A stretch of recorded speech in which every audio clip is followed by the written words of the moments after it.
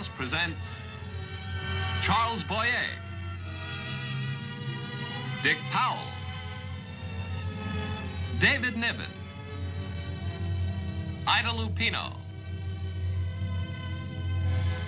Brought to you by your neighborhood Singer Sewing Centers from coast to coast and the more than 32,000 members of the Singer organization who make, sell, and service Singer sewing machines for both industry and the home.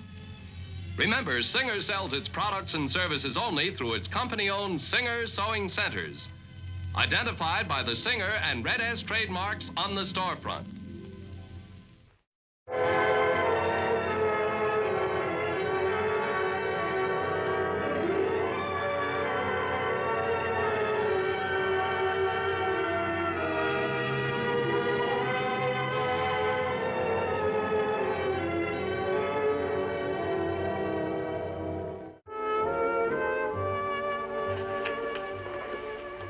So this is how the other half lives, huh?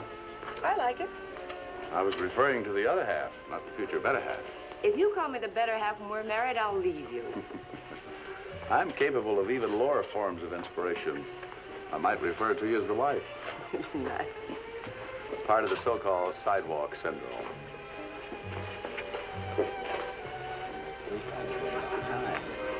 Is that Kramer Cleveland over there? I wouldn't know. It is Kramer. Oh, swell. Stunning-looking blonde with him. What'd you say? If I say yes, you'll say I'm a cad. If I say no, you'll think I'm being disagreeable. Oh, she is stunning. Oh.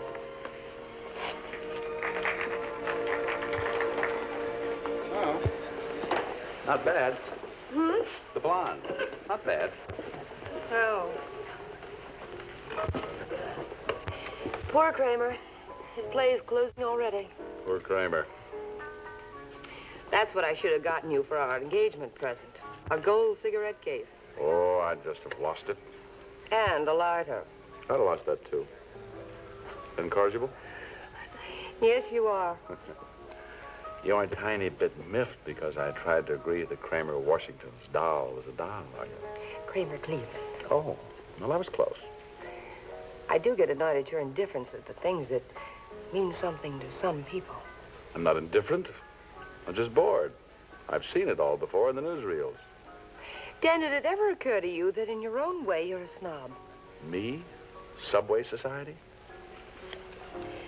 Yours is the snobbery of a self-made man, a plugger who came up the hard way. Walking the police beat, becoming chief of detectives, and then studying law to become district attorney. This is real bad. It's wonderful, Dan, and I'm very proud of you. You can be tried.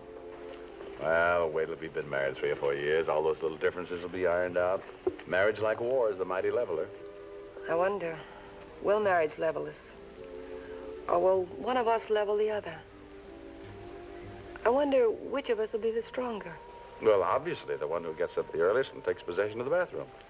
I'm serious, Daniel. Supposing it ever became a contest of will and character between us, who'd win?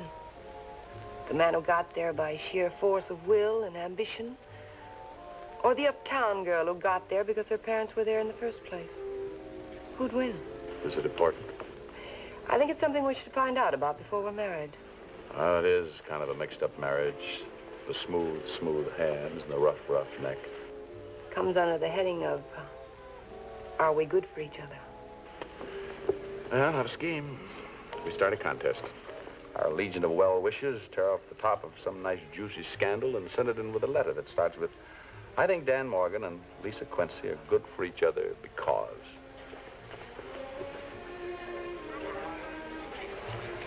I'm not going to be interrogated about the stunning brunette with Haskell Beecher, am I? I didn't see him come in. I did. And we stayed? You didn't ask me to leave? We're here. Take me home. You know, Lisa, this may have happened at a very apt moment, a case in point, you might say. I have every reason to dislike Haskell Beecher as much as you. Dislike?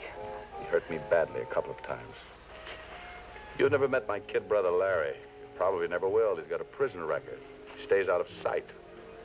Beecher was the cause of his going to prison. I also dislike him for what he did to you. My father'd be alive today if it hadn't been for Beecher. It wasn't only the stock swindle that broke him. He brooded about what Beecher did to his daughter. Isn't that the... We're never going to talk about that. Now, please take me home.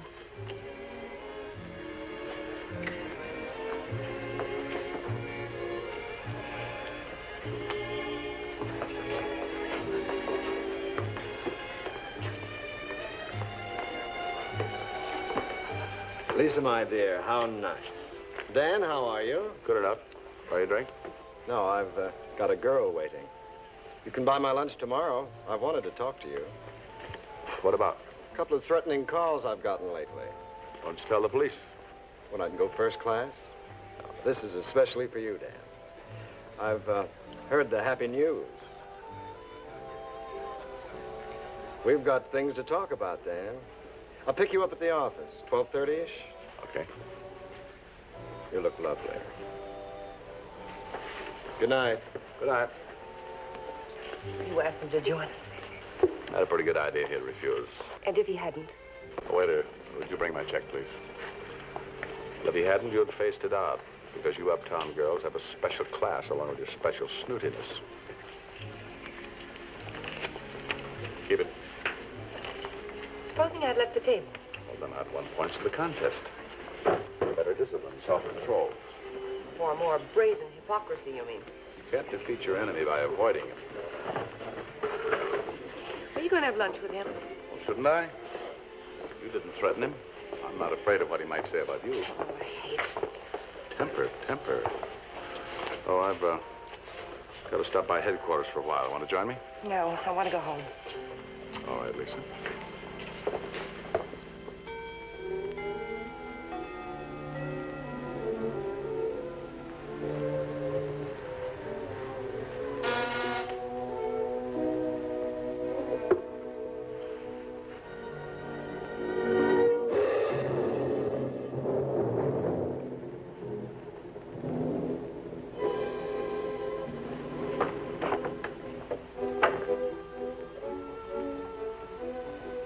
Don't be stupid. Shooting me won't settle anything. You'd be in all sorts of difficulty. Why don't you put away that stylish little weapon and let's sit down and talk the whole thing over sensibly.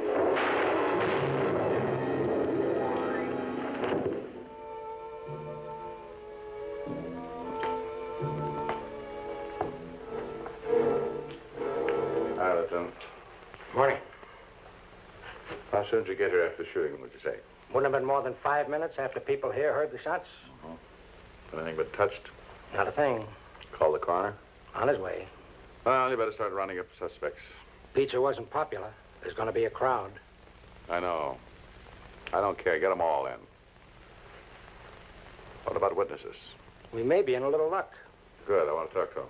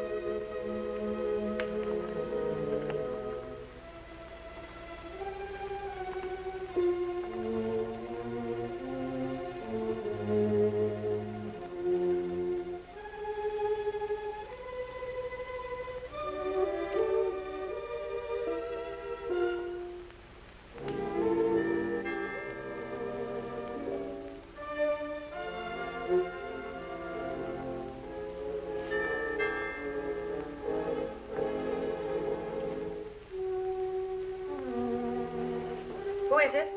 Dan. Why, Dan, come in. Sorry I got you out of bed. You didn't. I was reading.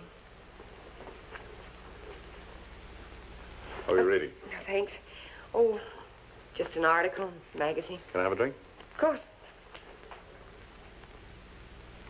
A mutual acquaintance of ours lost his health tonight. Haskell Beecher is dead. Shot twice. I'm not surprised. Oh? Somebody was bound to do it sometime. Somebody surely did it a couple of hours ago.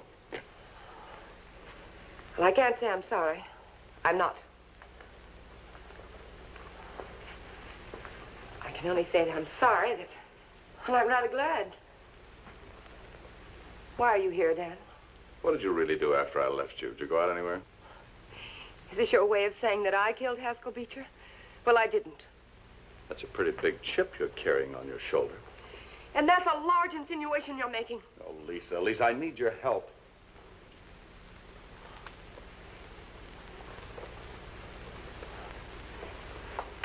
You didn't kill him, did you? I almost wish I had. How odd. Why? Oh, did I drop that in your car? No, you didn't drop it in the car. You left it in Haskell Beecher's apartment. You were there tonight, weren't you? You're not going to tell me you weren't there. Do you want a confession? Is there one? I was at Beecher's, but I didn't shoot him. Is that all you want to tell me? I know you too well to imagine that you'd give me any more consideration than you'd give a stranger under suspicion. I can't quarrel with that. But I can't say any more until I've had legal advice. I've already shown you more consideration than I would a stranger. I've got your glove. I'm concealing evidence, and I won't conceal it long. Now, will you do something for me? What is it? Don't leave town. I wouldn't get very far, would I? I wouldn't like hunting you down like a common criminal. But you'd do it. Why didn't you arrest me? Go ahead, you're a cop. You've got the evidence, I had the motive. You've got your duty and a great big career mapped out for yourself. Go ahead, arrest me. I don't want to arrest you. Don't worry, I won't run. I wouldn't know how. Be in my office at 10 o'clock in the morning.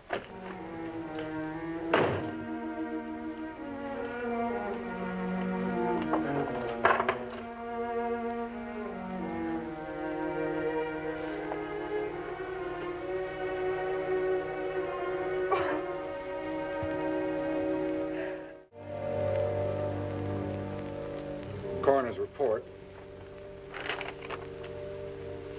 and a statement of witnesses at the scene of the crime. You know all about that. Yep. Fingerprints? No, the killer apparently wore gloves. Yeah. And this report came from ballistics 10 minutes ago. Yeah? Miss Quincy to see you. Send her in. Let me know if there's anything else you need. Thanks, Lieutenant. Come in, Miss Quincy. Lisa? Got 2 more prospects lined up for you down at the lineup. Thank you. Sit down, Lisa. Was I lucky not to have been swept up with the rest of the suspects, or do I have influence? As a matter of routine, I'll ask you, Lisa, did you kill Haskell Beecher? As a matter of routine, and as a matter of fact, I did not kill Haskell Beecher. Do you want me to repeat that under oath? Let it go. I just need the point to start from. A minor point, I suppose. How nice of you to explain. Oh, cut it out, Lisa. Can't you drop that guard just once and give a guy a break? Give a guy a break. All right, all right. That's the way I talk when my guard is down. I got it from the gas house set. Now, I'll ask you another question, and maybe we can sneak out of here, have a nice, quiet lunch, and forget the whole thing. That's a nice prospect.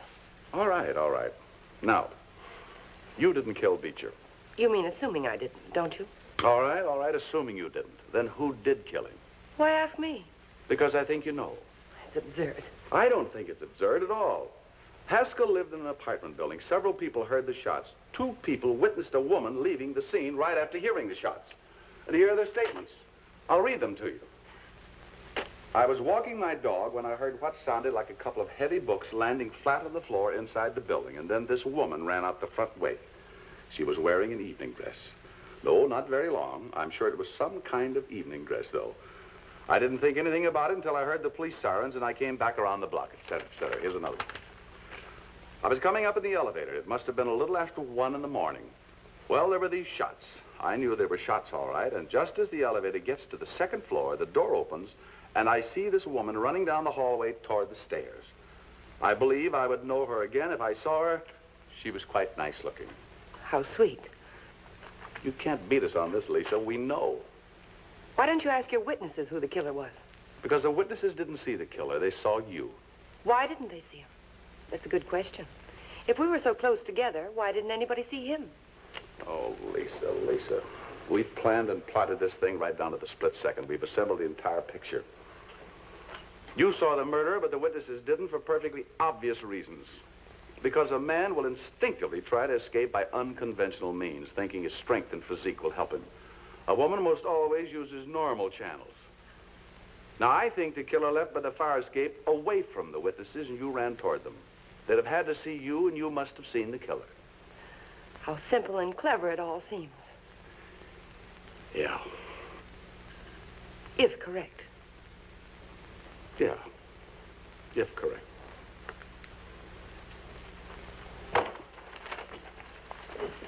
Dan, don't you think it's correct? All this intricate... Theory? It's clever and ingenious, but you don't believe it. You want to believe all this contrivance about people seeing me and my seeing the killer, but you don't. You think I did it, don't you, Dan? It's a good theory.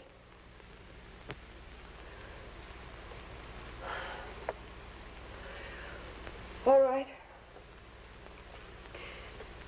After you left last night, I telephoned Haskell. I said I had to see him at once. He was charming. How nice of me to call. He'd been thinking of me fondly all evening. Would you please come over, Lisa? It'll be like old times, remember? Remember. How I remember it. All the loathing I ever felt for him came out of me last night when he spoke to us. All the memories that... I must have been mad, but I wanted to see Haskell Beecher die. I wanted him to die very, very much. For all the hurt and fear he'd caused. Then he wanted to have lunch with you. To talk about me, no doubt. Dan, last night I was terrified. I must have gone insane. I went to his apartment. I put a gun in my evening bag. When I got there, the door was half open. I pushed it wide open. Just as I did, I heard 2 shots. A man came running toward me and pushed me down. He fell, he got up and ran out. I knew Haskell was dead. He had to be. And how he deserved it. I got up and ran home. That's all, Dan.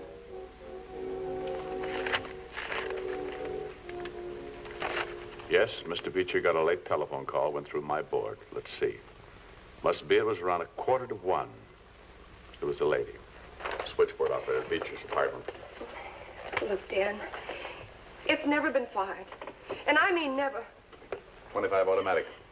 Beecher was shot with a .38. All right. Our theory does hold water. You saw the killer, got a good look at him. Who was he? I don't know. Could you identify him in a lineup? No.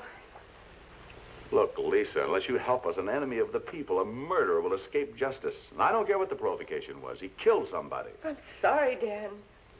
Lisa, it isn't easy to send a man to his death, even a murderer. I hate it, but it's the job, and I'm trying to do it to the best of my conscience and my ability. Of course.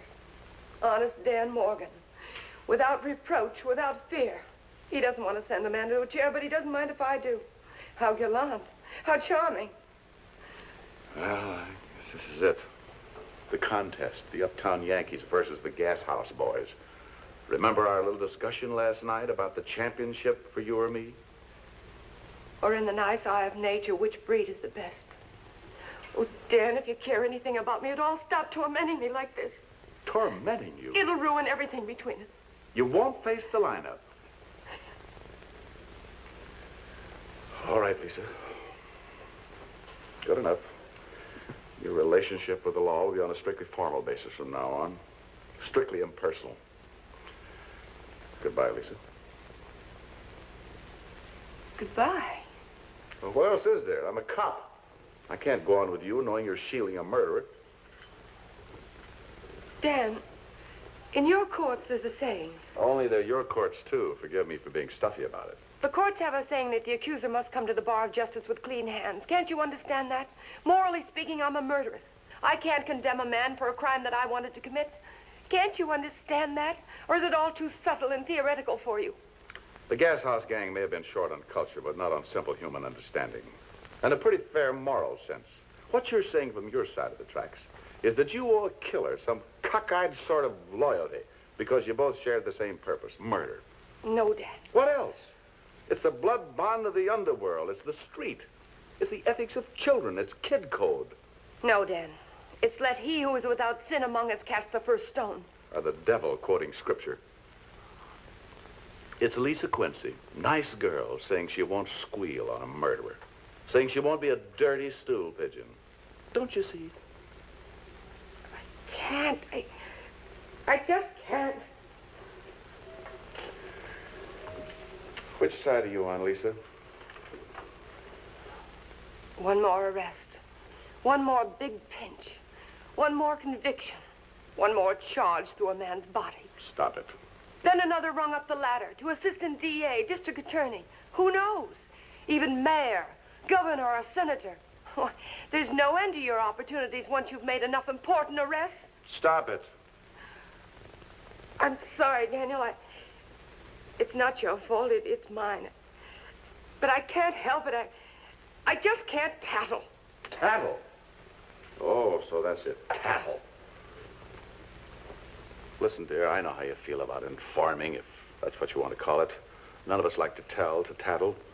Ever since we could talk and were able to snitch on Sister, that's been the code. We didn't squeal. We didn't snitch. We didn't tattle. And it stays with us. We can't help it. And don't I know it? I face it every day in my job. But we're not kids anymore, Lisa. An adult society finds justice in the testimony of witnesses when a crime has been committed. We're not kids. Mentally, a criminal is a kid. Or sick, but not us. But my hands are dirty.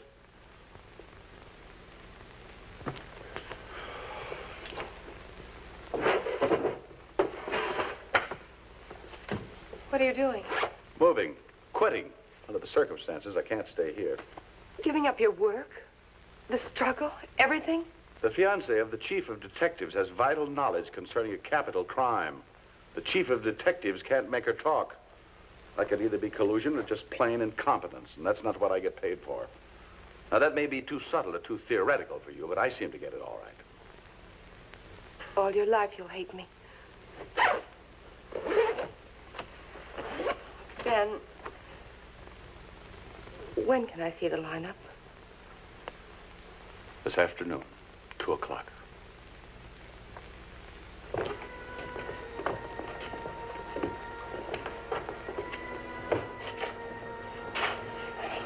That's all.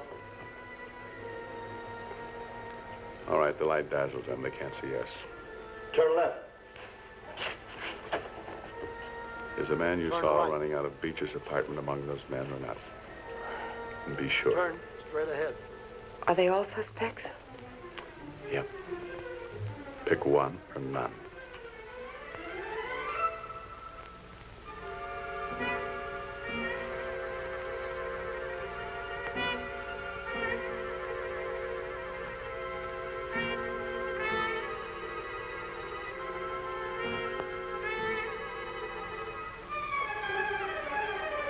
Well? Number 3. You sure? I'm sure.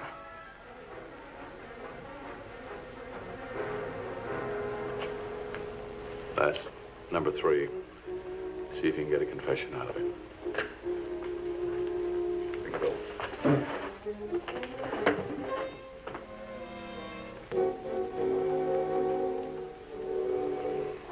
Don't feel badly, dear. You had to do it. I guess this has been the contest between us, hasn't it?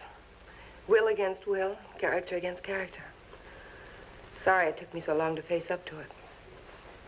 Gave you a tough time, too. But it was just the thought of sending a man to prison or maybe even to his death. Yes, Sergeant? Prisoner made a full confession. His death. If you kill a man, you have to pay for it. Who is he? He's my brother.